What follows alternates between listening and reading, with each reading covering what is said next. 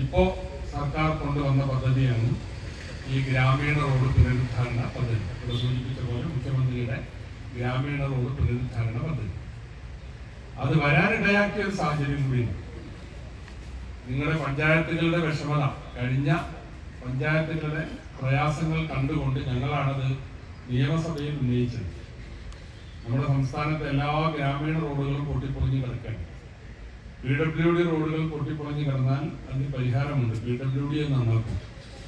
എന്നാൽ ഗ്രാമീണ റോഡ് പൊളിഞ്ഞു കിടന്നാൽ അത് പഞ്ചായത്ത് തന്നെ വേണം മെയിൻ്റനൻസ് നടത്താൻ. അപ്പോൾ പഞ്ചായത്തുകളുടെ കയ്യിൽ അങ്ങനെ ഭീമമായ പണമില്ല.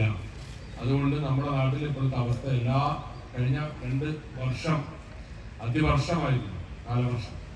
അപ്പോൾ അതുകൊണ്ട് തന്നെ പഞ്ചായത്ത് റോഡുകളൊക്കെ പൊട്ടിപ്പൊളിഞ്ഞ് കിടക്കുകയാണ്. ഗവൺമെന്റ് അതിനൊരു ഫണ്ട് വെക്കണം, സർക്കാർ അതിന് പദ്ധതി വെക്കണം എന്ന് ഞങ്ങളൊക്കെ നിയമസഭയിൽ ആവശ്യപ്പെട്ടു.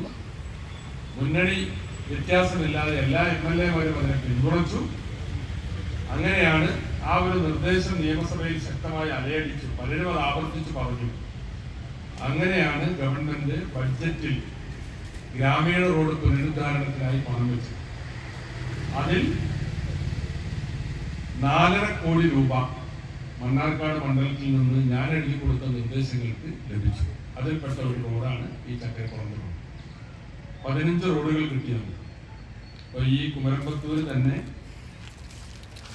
അവണക്കുന്ന് സ്കൂൾ റോഡ് അല്ലേ സുധിയാനെ, അവണക്കുന്ന് സ്കൂൾ റോഡ് 17, അതും ജംഗ്ഷനത്തിന് 17 ലക്ഷം രൂപ അതിന്റെ നവീകരണത്തിനുണ്ട്.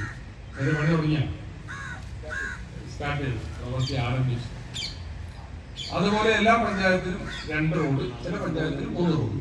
അങ്ങനെയാണ് 15 റോഡുകൾ നമ്മളുടെ മണ്ഡലത്തിൽ അട്ടപ്പാടി ഉൾപ്പെടെ ഈ പദ്ധതിയിൽ ലഭിച്ചത്.